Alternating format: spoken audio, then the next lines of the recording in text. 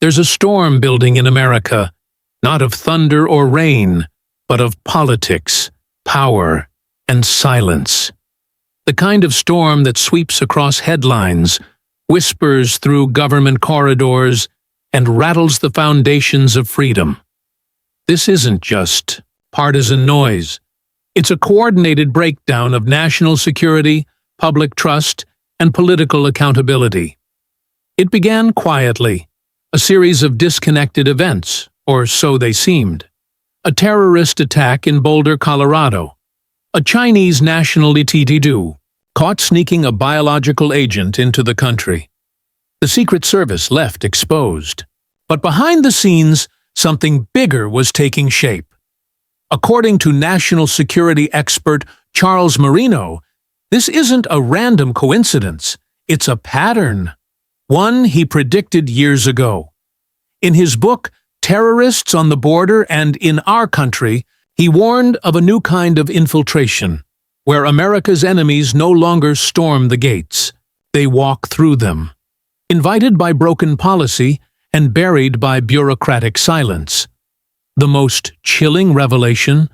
The Biden administration allegedly ordered the destruction of records related to threats against Donald Trump. Not rumors, not speculation. Evidence gone. Why would any administration do that? Why erase files that could help protect a former president? Marino's answer was clear. Because those records might also expose the government's failures. If the Secret Service was underfunded, unsupported, or outright blocked from action, someone had to answer for that. But the problem goes deeper. Take Senator Lindsey Graham. While his state battles inflation, crime, and economic decay, Graham was in Ukraine, racking up a $411,000 bill in just 2 days. Talking policy, posing for cameras, acting more like a president than a senator. He wasn't home. He wasn't meeting voters.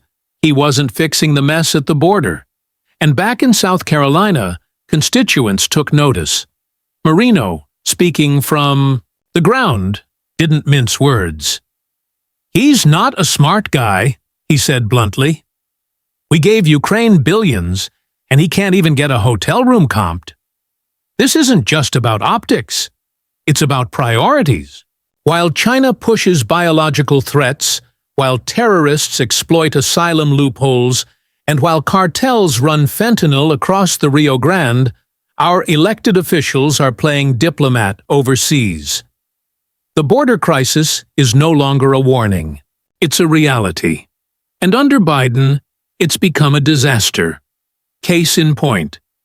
An Egyptian national enters on a tourist visa, files a fake asylum claim, gets a work permit while his case is pending, then commits a terrorist attack in Boulder. His family? Also detained. This didn't happen in a vacuum. This happened because the system allowed it. Marino raised an urgent point. What if future attacks aren't stopped? Not because we didn't see them coming, but because we destroyed the files that proved we did? Meanwhile, in Michigan, a Chinese national was caught with a biological agent. Another red flag. Another warning. Another case buried in local news while Washington shrugs. And this isn't just about one person.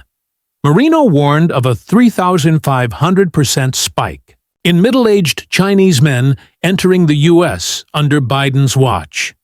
Not students, not tourists, men, unvetted, unchecked, and unaccounted for. He explained how the Chinese Communist Party doesn't need to send spies anymore. They coerce them from within. Chinese students, business people, and immigrants, some willingly, others forced, become tools of espionage. And America, Marino said, has done almost nothing to stop it. We've welcomed the Trojan horse, smiling, pretending it's a gift. Let's be clear. This isn't xenophobia. This is national security. And the threat isn't Chinese people.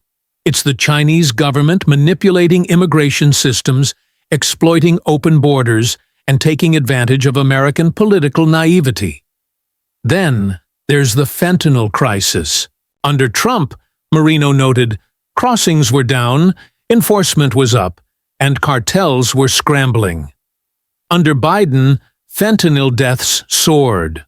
Border Patrol became babysitters, and ICE reduced to Uber drivers for illegal entrance. This isn't policy. This is sabotage. The Biden administration, Marino argues, doesn't just tolerate illegal immigration, it facilitates it. Why? Votes, power, demographic manipulation. The goal isn't compassion, it's control.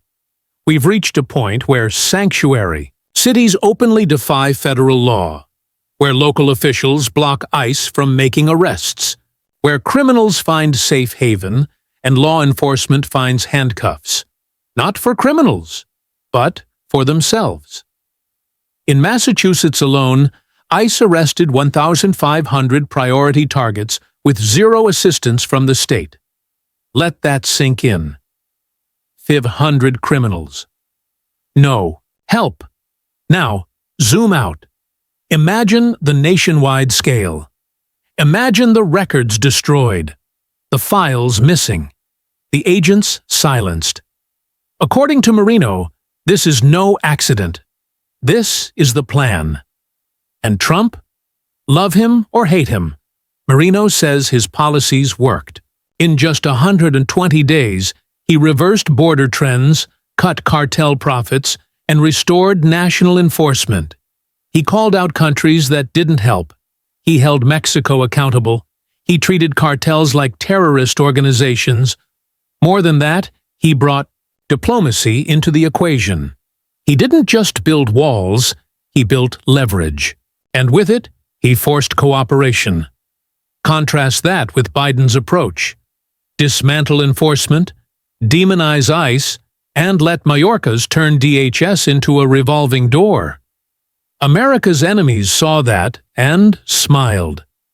Marino's biggest fear? That we're already too late. The CCP has data. Cartels have routes. Terrorists have blueprints. And the White House has excuses. This isn't about immigration anymore. This is about infiltration. And the longer we pretend this is normal, the faster we fall. In the aftermath of these revelations, Marino didn't just walk away. He doubled down. He appeared before committees, news anchors, and whistleblower panels, speaking not just with passion, but with proof.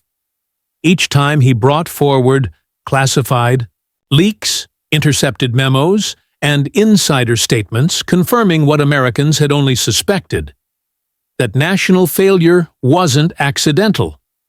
It was administratively engineered.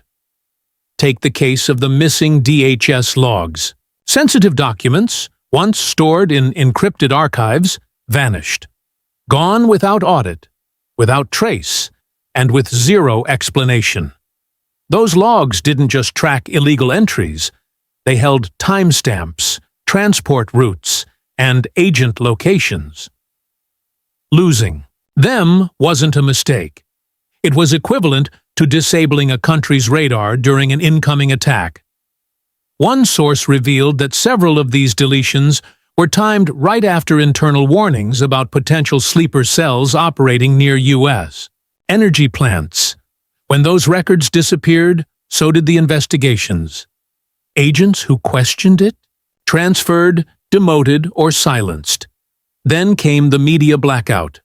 Not subtle censorship, an all-out refusal to cover verified threats. Major outlets received direct requests from executive liaisons not to air certain DHS footage, even when the footage showed smugglers using abandoned border tunnels to traffic both people and weapons. And what did the administration do when whistleblowers emerged? Not praise them, not protect them. Instead, the full machinery of federal prosecution was turned against them. In one chilling case, a translator for ICE reported discrepancies between captured detainees' stated countries of origin and their actual dialects. This was crucial intel, It meant several high-risk individuals weren't who they claimed to be. The translator was later fired. Her notes? Confiscated. Marino argued that the betrayal wasn't just of national duty, but of the American people's right to know. More disturbing still was the rise of internal manipulation. Homeland security policies were rewritten, quietly, to shift accountability. If an attack occurred, blame was rerouted to local field offices instead of federal oversight. Mistakes became regional mishaps, not systemic design flaws. At the same time, budget reports were sanitized. Whole funding blocks labeled strategic initiatives were being funneled into programs that actively undermined immigration enforcement. One report showed funds redirected toward legal aid groups defending repeat border violators, many with cartel ties. And while all this unfolded, the American voter was being fed a steady diet of slogans: secure but humane, compassion over confinement. These weren't policy mandates.